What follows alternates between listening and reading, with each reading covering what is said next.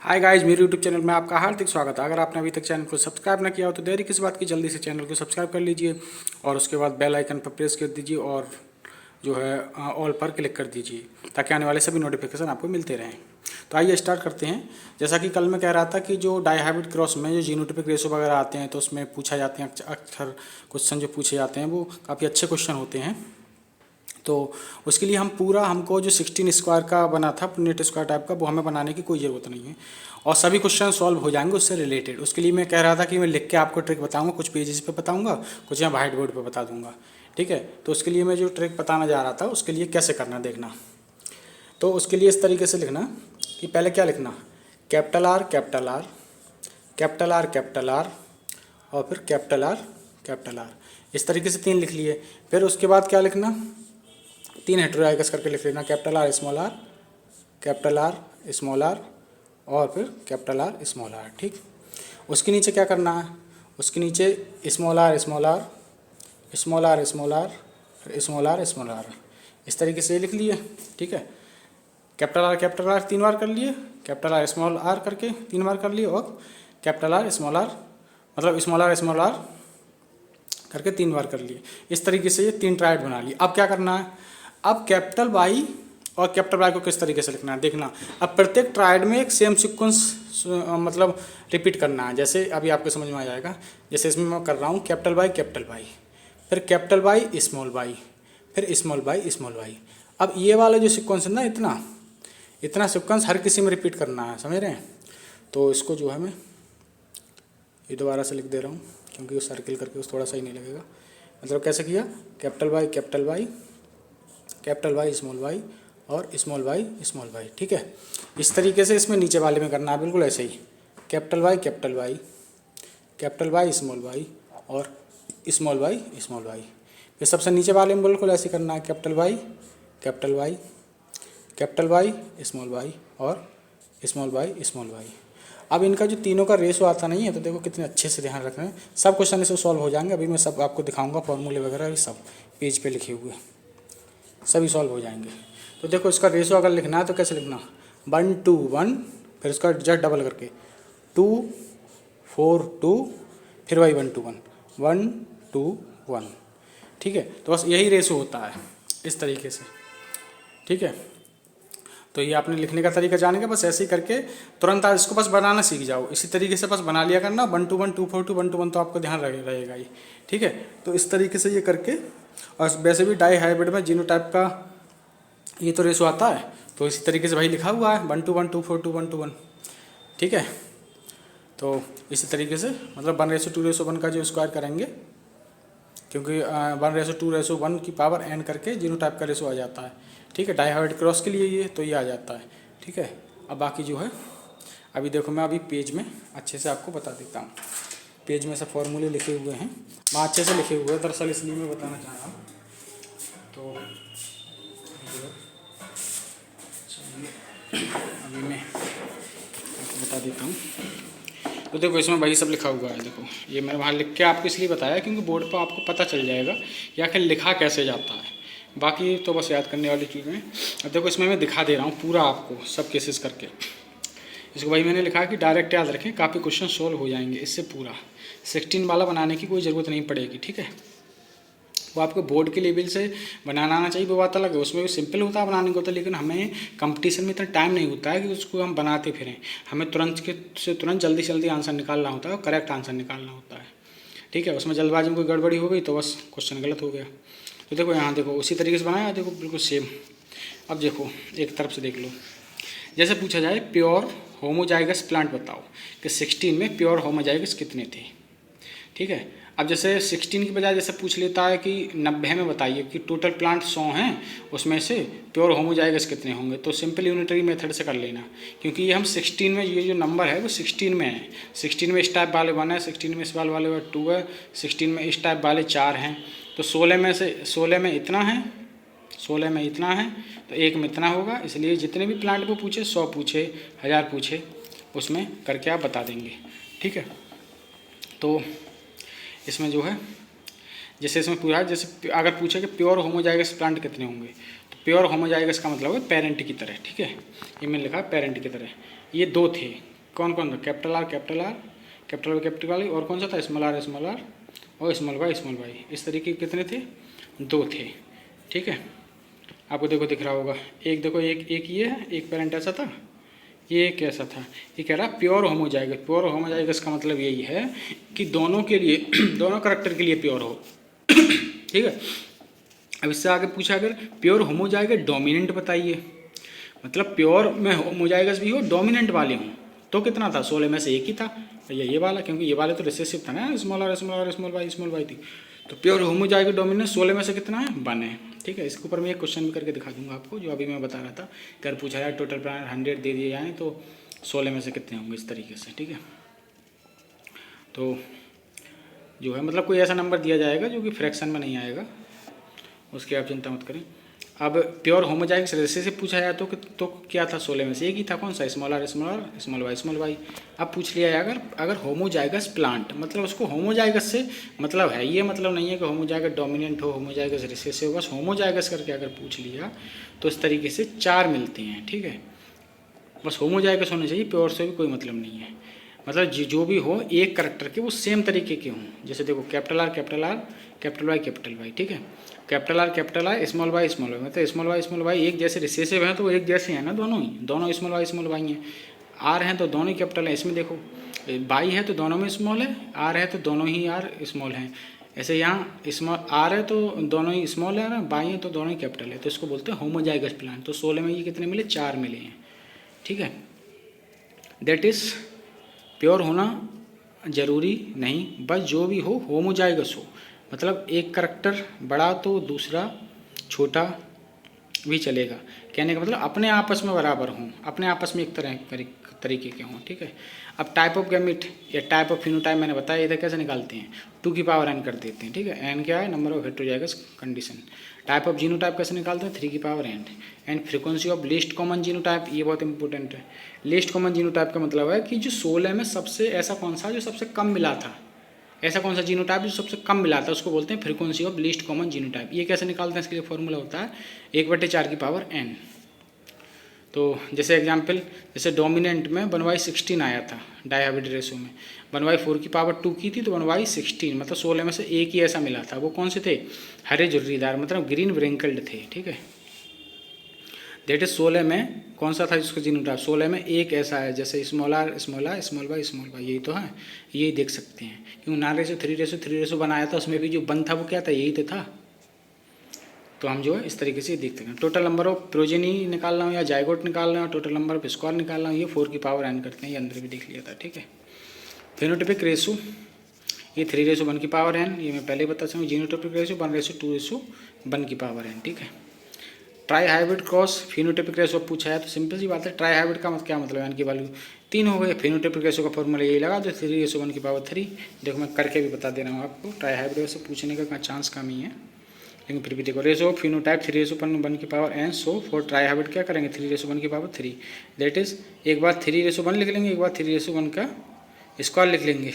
ठीक है, अब इसका स्क्वायर का हम जानते हैं, स्क्वायर का अलग से कर लेना, तो ये आता है 9:3:1 और 3:1 का ये अलग से। तो देखो इसकी इसमें मल्टीप्लाई करेंगे तो पहले 3 की सब में कर लो, 9:3:1 में, 3 के सब में करेंगे तो 3 9 27, फिर 3 3 9 3 3 9 3 एकम 3, फिर इस 1 की 3 में कर दो, 1 की 9 3 3 1 करेंगे तो 9 3 3 1 ही तो आएगा, तो 9:3:1। ठीक है, तो ये सब आ गया। अब देखो, अब देख लो, जैसे इस तरीके से इसमें अगर पूछा जाए, यहाँ से देख लो, जैसे पूछा जाए कि होमोजाइगस प्लांट या डबल होमोजाइगस करके पूछ सकता है, या फिर पूछेगा homozygous pure for both gene, ऐसे पूछे तो कितने हैं, प्योर फॉर बोथ जीन अपने अपने में। देखो ये वाले हैं प्योर फॉर बोथ जीन, एक ये है और कौन से हैं, एक ये, तो इस प्रकार ये कितने 4 हैं प्योर फॉर बोथ जीन। ये कोई भी नाम देके पूछ सकता है, या होमोजाइगस प्लांट बोलेगा, या डबल होमोजाइगस बोलेगा, या फिर बोलेगा homozygous pure for both gene ऐसे। अब ये समझ लो क्या मतलब, जबकि डबल होमोजाइगस मतलब जब डबल हेटेरोजाइगस जबकि डबल हेटेरोजाइगस ही केवल हेटेरोजाइगस नहीं होंगे, हेटेरोजाइगस तो इन 4 को छोड़कर सभी हैं। ठीक है, हेटेरोजाइगस तो इन 4 को छोड़कर सभी हो गए ना, 16 में से मतलब 12 है। हाँ, केवल हेटेरोजाइगस की बात की जाए तो। ठीक है, चूँकि हेटेरोजाइगस से मतलब क्योंकि हेटेरोजाइगस से मतलब है ना, भले ही दोनों करैक्टर के लिए इम्प्योर हो या किसी एक के लिए इम्प्योर हो। समझ रहे हैं?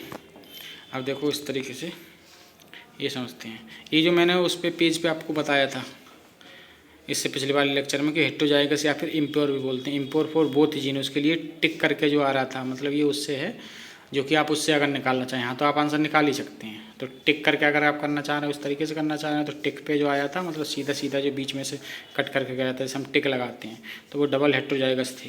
दैट इज़ दोनों के जीन में गड़बड़ी है ना, मतलब हेटेरोजाइगस कंडीशन। ठीक है, तो वो टिक वाले थे।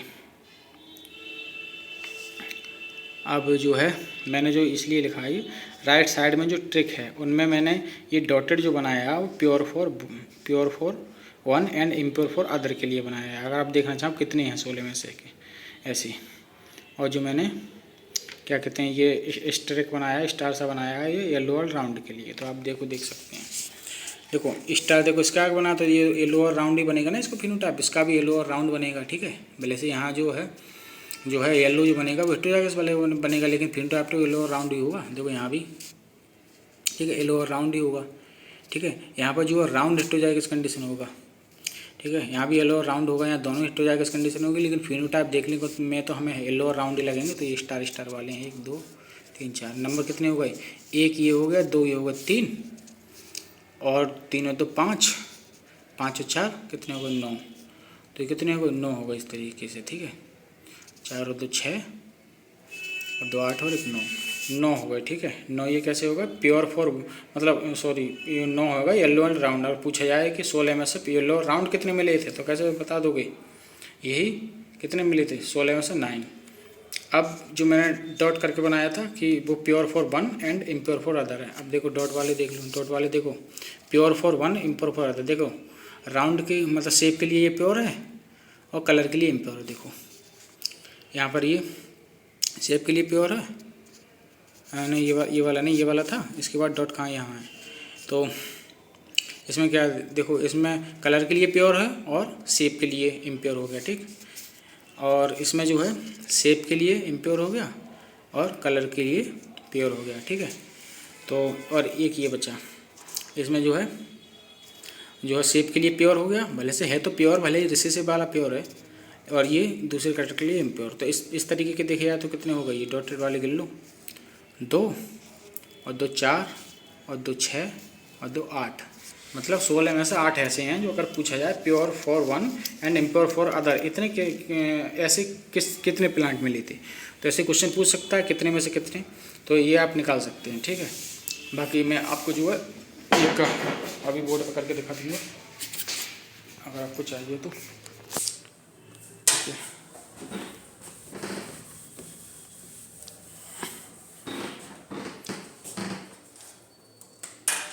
जैसे अगर क्वेश्चन में पूछ लिया जाए कि टोटल प्लांट, जैसे पूरा लैंग्वेज लिखेगा वो अच्छे से, मैं आपको डायरेक्ट करके दिखा दे रहा हूँ कि टोटल प्लांट हैं मान लो 6400 हैं, 6400। अब वो पूछ लिया जाए then find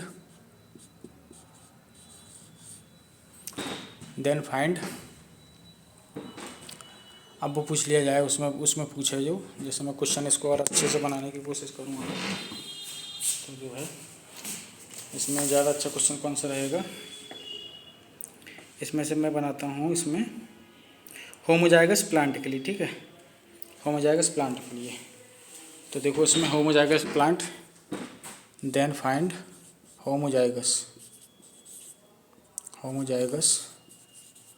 plant in dihybrid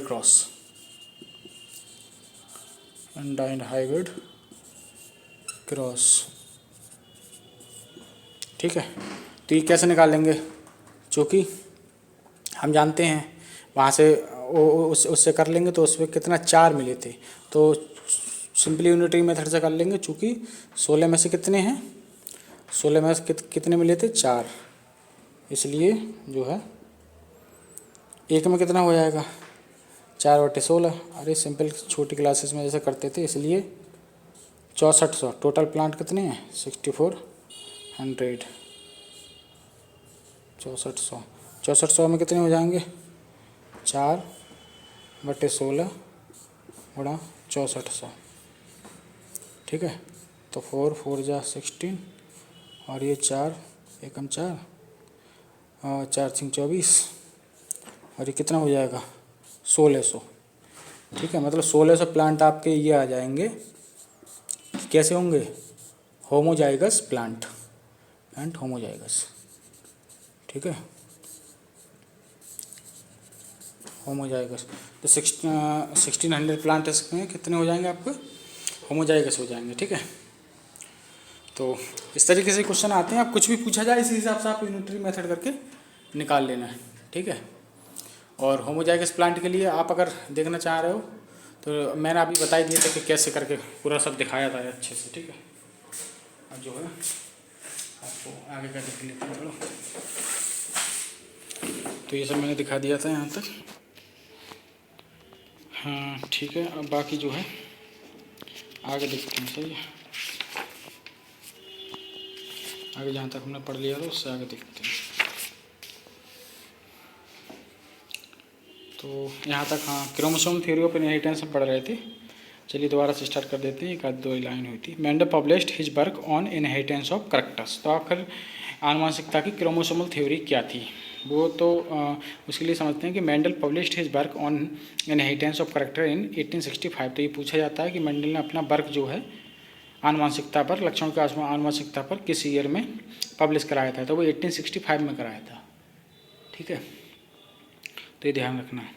मतलब ऐसा कह सकते हैं कि उन्होंने एक्सपेरिमेंट कब से कब तक चला था, 1856 से 1863 तक, और 1865 में वर्क पब्लिश किया। इसका मतलब है उनको एक्सपेरिमेंट ख़त्म होने के भी 2 साल बाद उन्होंने अपना वर्क पब्लिश किया। लेकिन क्या था, अनफॉर्चुनेटली क्या था, अनफॉर्चुनेटली उनको दुर्भाग्यवश क्या हुआ कि but for several reason it remain unrecognized. इससे मतलब कोई पहचान ही ना सका, किसी को पता ही नहीं चला टिल 1900। कब तक, 1900 तक कोई इस बात का पता ही नहीं लगा सका। मतलब कितना, 35 साल तक वो अनरिकग्नाइज्ड, मतलब किसी पहचाना ही नहीं कि भैया मेंडल ने क्या रूल दिए थे, कैसा क्या था, ठीक है। तो 35 साल तक कोई पहचान ही नहीं पाया था, ठीक है। अब फर्स्टली सबसे पहले रीज़न क्या था कि क्यों आखिर 35 साल तक कोई पता ही नहीं कर पाया था, वर्क उन्होंने पब्लिश कर दिया तब भी। तो पहला रीज़न ये था, सब पूछे जाते हैं ध्यान रखना। पहला रीज़न था first, communication was not easy as it is now. Communication का मतलब जैसे आजकल मोबाइल फ़ोन वगैरह, जैसे हम आज कहीं भी कोई चीज़ भेजनी है तो व्हाट्सएप वगैरह, टेलीग्राम, ट्विटर, फेसबुक, तमाम तरीके की फैसिलिटी अवेलेबल हैं और कम्युनिकेशन के साधन हैं बहुत सारे, ठीक है। तो कम्युनिकेशन बहुत सारे साधन हैं, वो इतनी ईजी नहीं थी। Communication was not easy as it is now, पहले इतना आसान नहीं था। इस वजह से भी कोई चीज़ आजकल कोई बात होती है तो देखो कितनी जल्दी से पूरे देश में क्या पूरी दुनिया में फैल जाती है। तो इसी वजह, एक तो ये कारण था कि कम्युनिकेशन बहुत बढ़िया जो था नहीं था उस समय, ठीक है। उसके बाद इन दोज डेज, उन दिनों, and his work could not be widely published. और इसी वजह से उनका वर्क जो अच्छे से पब्लिश नहीं हो सका, बहुत बड़े स्तर पर पब्लिक नहीं हो पाया था। थोड़ी बहुत जगह पब्लिश करा दिया बस, हो पाया था। सेकेंडली दूसरी बात क्या थी कि हिज कंसेप्ट ऑफ जीन्स और फैक्टर्स, कि उनका जो कंसेप्ट था किसका, जीन्स का या फिर फैक्टर्स का, इन मेंडल्स वर्ड में जो वे फैक्टर बोल रहे थे, वो as stable and discrete unit that control the expression of trait. उन्होंने कहा था कि ये जो स्टेबल होते हैं और डिस्क्रीट यूनिट होते हैं। डिस्क्रीट का मतलब होता है separate and distinct, that is अलग या असतत, ठीक है, या डिसकंटिन्यूस, असतत कुछ भी बोल सकते हैं, ठीक है। तो ये डिस्क्रीट यूनिट हैं that control the expression of traits, जो कि ट्रेड्स के एक्सप्रेशन को कंट्रोल करती हैं। End of the pair of alleles, और एलिल के पेयर को, विच डिड नॉट ब्लेंड, जो कि ब्लेंड नहीं करते विद ईच अदर, जो उनका था कि साथ ब्लेंडिंग नहीं होती है। Was not accepted by his contemporaries. कंटेम्परेरीज का मतलब होता है समकालीन, मतलब उस समय के जो अदर साइंटिस्ट थे उनके द्वारा इस बात को साफ एक्सेप्ट नहीं किया गया। ये कह रहे थे कि भैया स्टेबल होते हैं, कोई भी उनमें जो है ब्लेंडिंग नहीं होती। वही जो एग्जांपल मैंने बताया था कि फादर जो है 6 फीट का है और मदर जो 5 फीट की है, तो ये कह रहे थे कि बीच का जो है उनका बच्चा जो है कोई बीच के हाइट का नहीं होगा, या तो 6 फुट का होगा या फिर 5 फुट का होगा। तो ये बात एक्सेप्ट नहीं की उस समय के उनके समकालीन वैज्ञानिकों के द्वारा, as an explanation for the apparently continuous variation seen in nature. जैसा कि देखा जा रहा था कि भैया नेचर में, प्रकृति में तो लगातार वेरिएशन होते जा रहे हैं और तुम कह रहे हो कि भैया कोई ब्लेंडिंग नहीं होती है। तो इसके लिए as an explanation for the apparently, जो कि एकदम देखे जा रहे थे उस समय कि कंटिन्यूस वेरिएशन हो रहा है सीन इन नेचर में, तो ऐसा कैसे कह सकते हैं। अब थर्डली तीसरी बात क्या थी कि Mendel's approach of using mathematics to explain biological. इन्होंने भैया ये कौन सी बात होती है कि बायोलॉजी के को एक्सप्लेन कर रहा है, बायोलॉजी के कंसेप्ट को एक्सप्लेन कर रहा है, यूज कर रहा है मैथमेटिक्स का, ये कौन सा बात है। तो मेंडल का जो अप्रोच जो था मैथमेटिक्स को यूज़ करने का, बायोलॉजी मैथमेटिक्स को यूज़ करने का, किसका मैथमेटिक्स को यूज़ किया उन्होंने बायोलॉजी के कंसेप्ट को एक्सप्लेन करने के लिए। तो बायोलॉजिकल फिनोमेना को, तो वो क्या था, बाइज टोटली न्यू, वो पूरी तरीके से नया था एंड अनएक्सेप्टेबल था। भाई कोई काम नया नया किया जाता है तो कह रहे ये कहाँ, ये कब से किया जाता है, भाई बायोलॉजी में मैथ से चीज़ों को क्लियर कर रहे हैं, ये कौन सी बात है। क्योंकि सबसे पहले इन्होंने ही बायोलॉजी में मैथ का यूज़ करके कुछ कंसेप्ट बायोलॉजी के फिनोमेना को प्रूव किया था, तो उस समय के सब लोगों को नया लगा एंड अनएक्सेप्टेबल, और उन्हें स्वीकार नहीं था, मतलब अस्वीकार था to many of the biologist of his time, उस समय के बहुत सारे बायोलॉजिस्ट को। फाइनली क्या हुआ कि दो यद्यपि मेंडल्सबर्ग सजेस्टेड दैट, फाइनली चूँकि मेंडल के बर्ग जो सजेस्टेड करते थे, इस बात को सजेस्ट करते थे दैट कि जो फैक्टर्स जो होते हैं जिसको आज हम जीन्स कहते हैं, बट डिस्क्रीट यूनिट्स, ये जो डिस्क्रीट यूनिट्स जो होती हैं, he could not provide any physical proof, वो कोई फिजिकल प्रूफ नहीं दे सका किस बात के लिए, for the existence of factor, कि भैया वास्तव में ये फैक्टर्स होते भी हैं नहीं होते हैं, इनकी प्रेजेंस के लिए वो फिजिकल प्रूफ नहीं दे पाए, कोई भौतिक सबूत नहीं दे पाए, और से wide they were made of, और वो ये भी नहीं बता पाए, इस बात का भी सबूत नहीं बताया, और ये भी नहीं बता पाए कि किस चीज़ से मिलकर किस चीज़ से बने हुए होते हैं, ये भी नहीं बता पाए।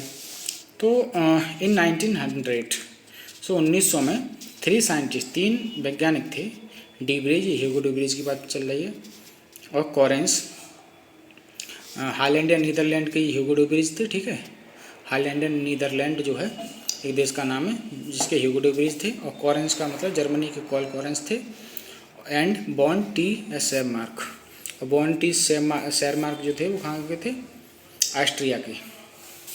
तो हॉलैंड के ह्यूगो डीब्रिज, जर्मनी के कॉल कॉरेंस, और बॉन टी शेरमार्क कहाँ के थे, ऑस्ट्रिया के। तो इन्होंने जो है इंडिपेंडेंटली थी, मतलब एक दूसरे से स्वतंत्र हो गए, ये नहीं कि एक साथ इकट्ठे होकर ये कर रहे थे, ये डिस्कवरी अलग अलग अपना काम कर रहे थे। वो हॉलैंड में कर रहे थे, वो अपना अलग क्या कहते हैं, ये जर्मनी में कर रहे थे कॉरेंस, और शेरमार्क कर रहे थे अपने ऑस्ट्रिया में, ऑस्ट्रेलिया नहीं ऑस्ट्रिया अलग कंट्री, ठीक है।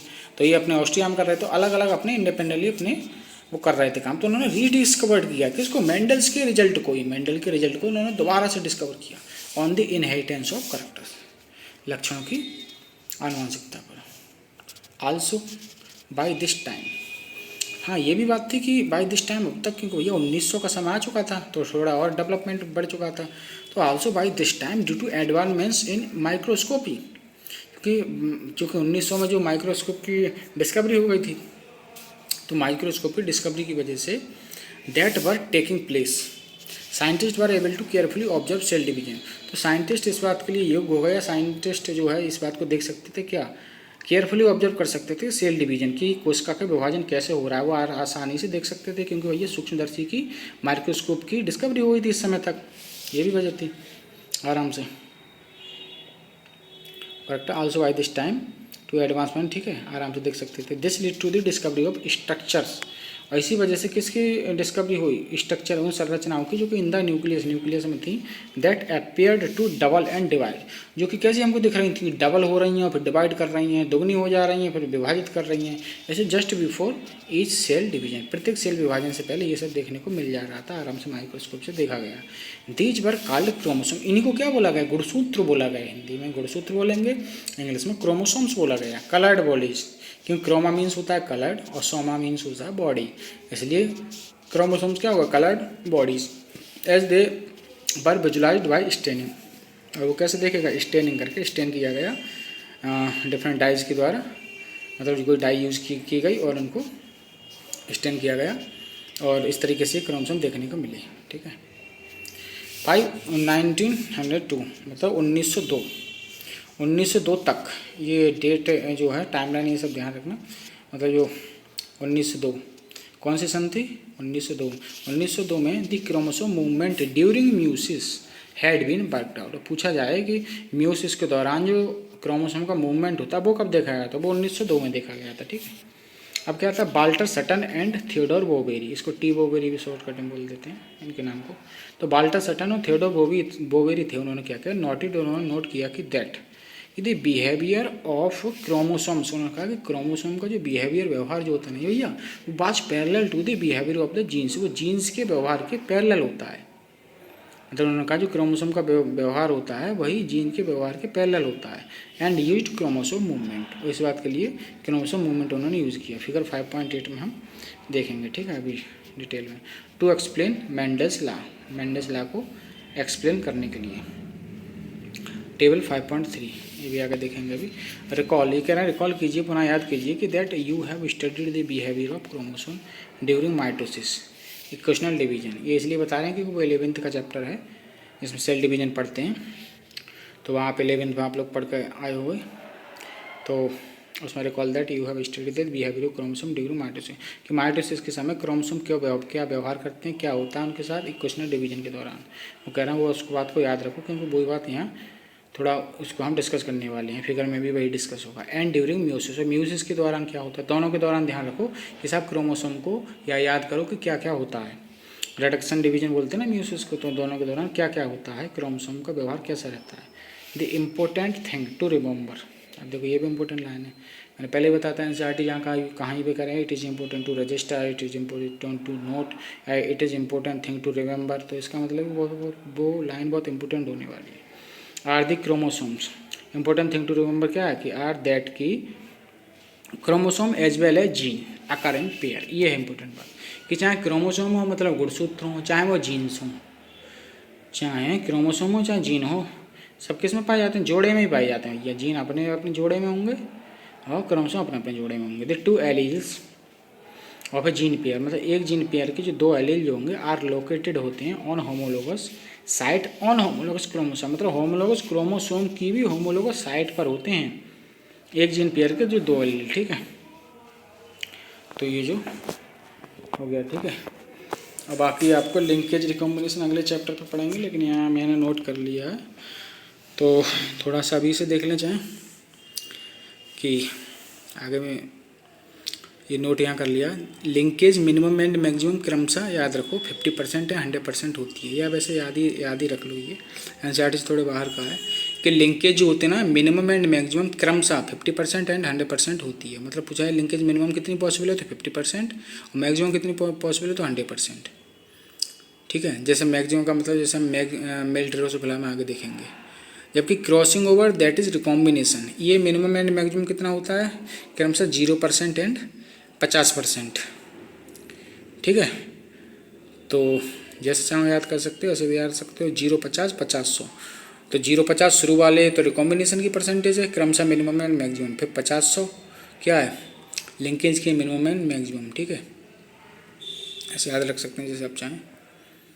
तो जितने लिंकेज शो करते हैं वे पेरेंटल रिकॉम्बिनेशन कराते हैं, ठीक है। एंड जितने रिकॉम्बिनेशन वाले होते हैं वो न्यू कॉम्बिनेशन बनाते हैं। उन्होंने नाम ही बता रहा रिकॉम्बिनेशन, री मानी दोबारा से कॉम्बिनेशन करके, मतलब नए कॉम्बिनेशन, वो नए कॉम्बिनेशन बनाते हैं। तो इसका हम ड्रोसोफिला में आगे डिटेल में सब देखेंगे। तो ये जो है रिकॉम्बिनेशन के केस में परसेंटेज कम ऐसे याद रखें कि ड्रोसोफिला के दोनों एक्सपेरिमेंट में recombination that is crossing over वाली परसेंटेज कम ही होती है ना, वो आगे हम पढ़ेंगे कि रिकॉम्बिनेशन की परसेंटेज जो आती है ना कम आती है। तो उससे भी ध्यान रख सकते हैं कि दो पेयर आपने ध्यान रखना है, ऐसे ध्यान रखना है 0, 50, एक 0, 50 का था, एक था 50, 100 का। तो 0, 50 और 50, 100 में कौन सा कम है, 0 और 50 कम है, या इसका सम के तरीके से याद रख सकते हैं, याद करने रखने के लिए। तो इसमें 0, 50 ये किसकी है, रिकॉम्बिनेशन वाली परसेंटेज है, मिनिमम और मैक्सिमम। तो ऐसे ध्यान रख सकते हैं। ड्रोसोफिला में जो पूछा भी जाता है कि रिकॉम्बिनेशन की परसेंटेज क्या आई थी, आगे हम पढ़ेंगे। तो उसमें जो है उसमें वो कम ही आती है। तो उससे मेरा मतलब है कि ये ध्यान रखना कि 0 और 50 में या 50 और 100 वाले में कौन सा रिकॉम्बिनेशन वाली होगी, 0 और 50 वाली होगी, ठीक है। और बाकी देखो फिगर दिखाया गया, फिगर में ये सब भाई ये सेल डिवीजन अगर आपको आता है तो भाई सब इसमें दिखाया जाए, कोई इसमें टेंशन वाली बात नहीं है, ठीक है। तो यहाँ पर जो है भाई पहले का लिखा हुआ यहाँ पे यहाँ का जो मैंने बताया भी था, देखो पिछले वाले का यहाँ पर नोट है, ध्यान से कहीं मेल गेमेट 8 ऐसे मत बता देना, क्योंकि वैसे भी टाइप की बात चल रही, तो मेल गेमेट भी 4 ही टाइप पे होंगे। ठीक है, ठीक है, टाइप की बात चल रही ना। यहाँ पोलन एंड गैमेट का रिपीटिशन जो रिलेशन है वो मत सोचने लगना। पोलन वो बोल रहा था, पोलन करके बोलो, ये मैंने कल ही बताया था। मेल गैमेट का टाइप भी पूछ लिया तो 4 टाइप के बताना। ठीक है, क्योंकि जिस टाइप का गैमेट होगा उसी टाइप के उसके मेल गैमेट होंगे। ठीक है, तो बाकी ये मैंने कर दिया था। और ये पेयर जो बोला था ये, हाँ यहाँ पे कि the 2 allele of A gene pair.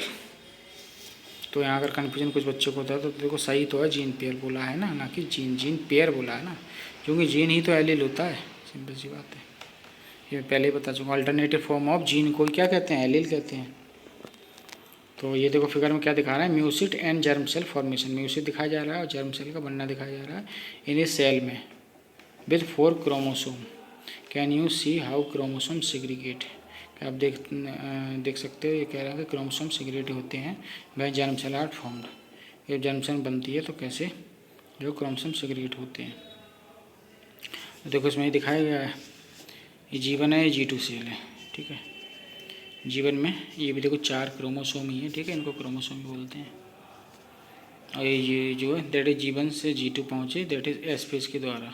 तो नंबर ऑफ क्रोमोसोम सेम रहा, क्योंकि अमाउंट ऑफ DNA ही तो डबल होता है, नंबर ऑफ क्रोमोसोम तो सेम रहते हैं ना। तो इस तरीके से ये अमाउंट डबल होगा, नंबर ऑफ क्रोमोसोम 4 ही रहे। ठीक है, यहाँ आई शेप कह सकते हैं, एक्स शेप हो गई। अब म्यूसिस फर्स्ट में की एनाफेज जो है दिखाई गई है। म्यूसिस फर्स्ट की एनाफेज में देखो क्रोमोसोम से अलग होते हैं। तो देखो ये मेटाफेज के प्लेट पर क्रोमोसोम है, तो देखो ये अलग हो रहा है, पोल की तरफ खींचे जा रहे हैं।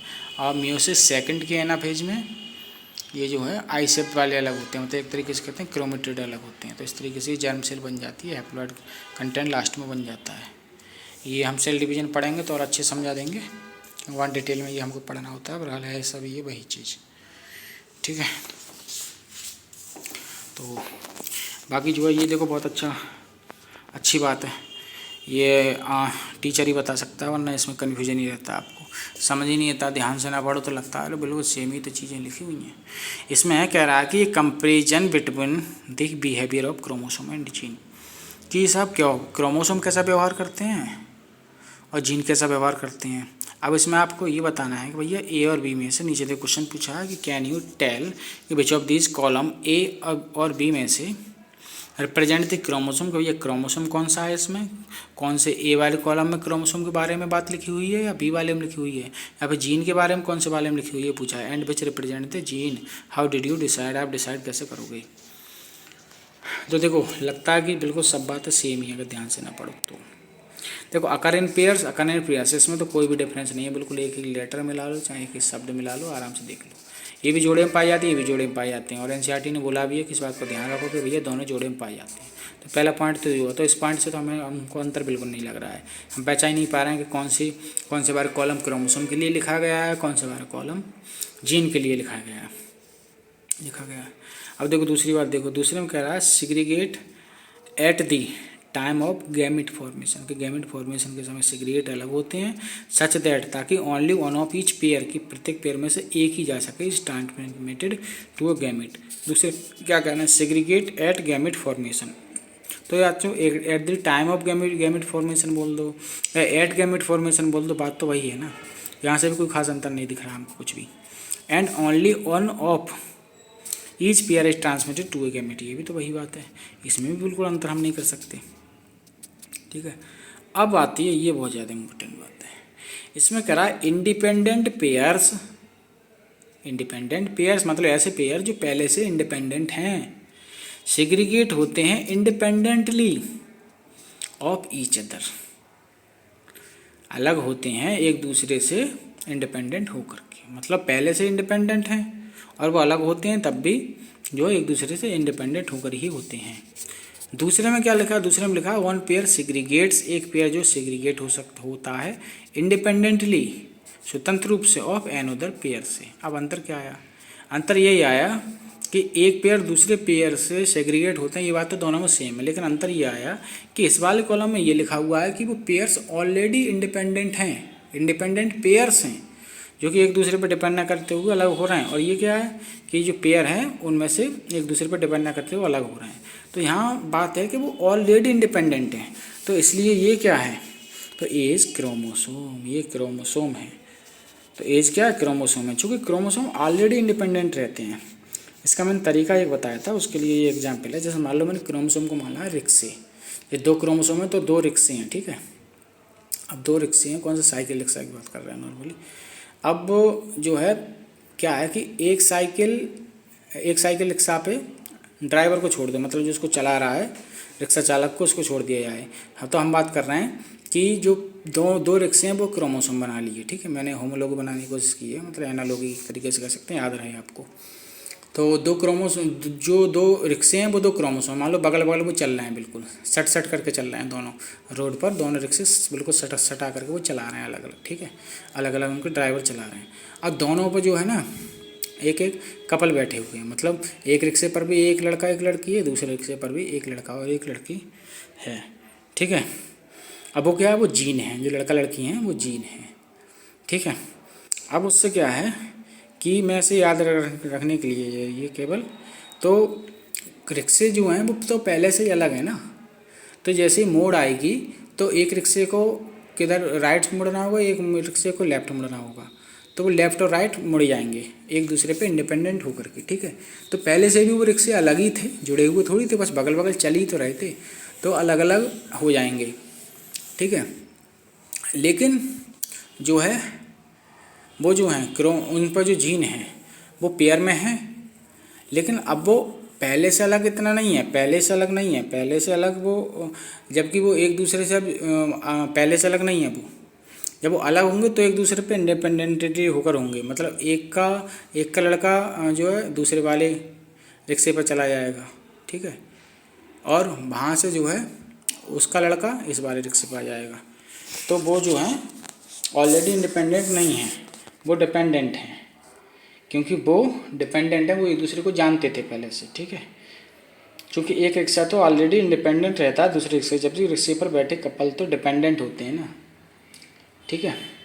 तो वो जो है वो डिपेंडेंट हैं, ठीक है, जीन जो है। क्योंकि जीन का क्या मतलब है भाई, एक कपल कहने का मेरा मतलब है जो एक कपल एक रिक्शे पर बैठा है वो एक दूसरे इस पर डिपेंडेंट है ना, लड़का लड़की, तो वो ऑलरेडी डिपेंडेंट हैं, तो वो सेग्रीगेट हुए हैं इंडिपेंडेंटली बाद में, जबकि रिक्शा पहले से इंडिपेंडेंट थे, अलग अलग चल रहे थे, ठीक है। जबकि लड़का लड़की वो पहले एक दूसरे के पास बैठे हुए थे, फिर अलग अलग हुए हैं। तो ये बस याद करने का मेरा रखने का तरीका है, सब भूलोगे नहीं आप, ये बस याद करने के लिए मैं इस तरीके से बताता हूँ। अब थोड़ा सा ये देख लेते हैं, during anaphase of meiosis first, भाई सब बोल रहा है फिगर में दिखाया गया है। म्यूसिस फर्स्ट की एनाफेज के दौरान क्या होता है, दी 2 chromosomes pairs can align at the metabolic plate पर आकर जुड़े आते हैं इंडिपेंडेंट ऑफ ईच अदर, एक दूसरे से इंडिपेंडेंट होकर के। दैट इज एक पेयर दूसरे पेयर से मतलब ना रखते हुए अपने हिसाब से मेटाबॉलिक प्लेट पर आकर लगते हैं, ठीक है। यही देखो आराम से पढ़ लेना, ठीक, लगते हैं। फिगर 5.9, टू अंडरस्टैंड दिस, इस बात को समझने के लिए कंपेयर कीजिए the chromosome of 4 different colour in the left and right column. ये कह रहे हैं इस बात को समझने के लिए आप जो है लेफ्ट एंड राइट कॉलम में जो दी गए हैं डिफरेंट कलर के क्रोमोसोम को कंपेयर कीजिए। इन द लेफ्ट कॉलम में पॉसिबिलिटी फर्स्ट है, उसमें orange and green is segregating together, उसमें जो ऑरेंज और ग्रीन एक दूसरे से सेग्रीगेट कर रहे हैं। बट इन द राइट, लेकिन राइट वाले में राइट हैंड कॉलम में पॉसिबिलिटी सेकंड है, उसमें orange chromosome is segregating with the red chromosome, उसमें जो ऑरेंज जो सेग्रीगेट हो रहा है किससे, रेड वाले से अलग हो रहा है। तो पॉसिबिलिटी फर्स्ट है और एक पॉसिबिलिटी सेकंड है, ठीक है। तो आप देख सकते हैं इसमें फिगर में दिखाया गया है, figure 5.9 independent assortment of chromosome, ठीक है। इसमें देखो पहले में क्या बोला गया था, इसमें देखो पढ़ भी लो, पॉसिबिलिटी फर्स्ट क्या है, on long orange and short green chromosome and long yellow and short red chromosome at the same pole पर है। मेयोसिस फर्स्ट, ये एनाफेज में दिखाया गया है। ठीक है, देखो आप देख ही सकते हैं, एक लॉन्ग ऑरेंज और शॉर्ट ग्रीन। देखो ये लॉन्ग ऑरेंज है, शॉर्ट ग्रीन है, ये एक पोल पर है। और लॉन्ग येलो वाला और शॉर्ट रेड वाला ये एक पोल पर है। अब मेयोसिस सेकंड में एनाफेज आया तो देखो ये देखो अलग हो गए, रेड वाले ये वाले पहले अलग हो गए, फिर इनके क्रोमेटिड ये अलग हो गए सिंपली। दूसरे में क्या पॉसिबिलिटी 2 क्या है? पॉसिबिलिटी 2 ये है कि ऑन लॉन्ग ऑरेंज, इसमें लॉन्ग ऑरेंज के साथ देखो शॉर्ट रेड आ गया। ठीक है, पिछले बार में क्या था? शॉर्ट ग्रीन था। एंड लॉन्ग येलो वाले के साथ क्या आ गया? इसमें ग्रीन आ गया, मतलब छोटे वाले इंटरचेंज हो गए इधर से उधर। ठीक है, long yellow and short green chromosome at the same pole. देखो ये मेयोसिस फर्स्ट की एनाफेज है, यहाँ पर ये क्रोमोसोम अलग हो रहे हैं, क्रोमोसोम के जो है क्रोमोसोम अलग हो रहे हैं एक दूसरे से। फिर यहाँ पर ये मेयोसिस सेकंड की एनाफेज में क्रोमेटिड अलग हो रहे हैं एक दूसरे से, बस यही दिखाया गया है। ध्यान से इस पूरे फिगर एंड पिछले 5.8 में भी एनाफेज देखने में मेटाफेज की तरह लग रही है, चाहे मेयोसिस फर्स्ट हो या मेयोसिस सेकंड। चूँकि सेल साइकिल वाले चैप्टर में रियल में मेटाफेज ही ऐसे दिखाया जाता है, बट यहाँ रेक्टेंगुलर से नहीं दिखाए हैं क्रोमोसोम। सो एग्ज़ाम में क्वेश्चन आए तो डिफ्रेंशिएट करके मतलब उसी हिसाब से आंसर देना, मतलब जिस हिसाब से क्वेश्चन आए उसी हिसाब से आप देख लेना। ठीक है, क्योंकि यहाँ पर जो है एनाफेज देखने में मेटाफेज की तरह लग रहा है। ठीक है, क्योंकि पास दिखाए गए हैं ना, इसलिए ये मैं कहना चाह रहा हूँ कि सेल डिवीजन वाले चैप्टर में एनाफेज में बिल्कुल दूर दिखाए जाते हैं सही से। ठीक है, इसमें एनाफेज लिखा है लेकिन मेटाफेज प्लेट की तरह दिखाया गया है, ये कहना चाह रहा हूँ मैं। ठीक है, देखो इसमें भी एनाफेज है लेकिन मेटाफेज की तरह दिखाया जा रहा है, तो ऐसे ध्यान रख लेना। इसमें रेक्टेंगुलर से हैं, रियल में मेटाफेज में ऐसे दिखेंगे, बट यहाँ रेक्टेंगुलर से नहीं दिखाए हैं क्रोमोसोम। ठीक है, यहाँ थोड़ा तिरछा करके दिखे हुए हैं ना, बिल्कुल रेक्टेंगुलर नहीं है, तो इससे आप अंतर कर लेना कि ये फिगर जो है सेल डिवीजन का है या फिर इस वाले चैप्टर का है, तो उसी हिसाब से एनाफेज या मेटाफेज का आंसर देना, लेकिन ये पूछा नहीं जाएगा। बाकी जो है क्योंकि इसमें केवल एनाफेज वाला दिखाया गया है, मेटाफेज वाला नहीं। आगे वीडियो देखने के लिए बहुत बहुत धन्यवाद। वीडियो अच्छी लगी तो लाइक करें, कमेंट करें, शेयर करें ज़्यादा फ्रेंड के साथ। बाकी वीडियो देखने के लिए बहुत बहुत धन्यवाद।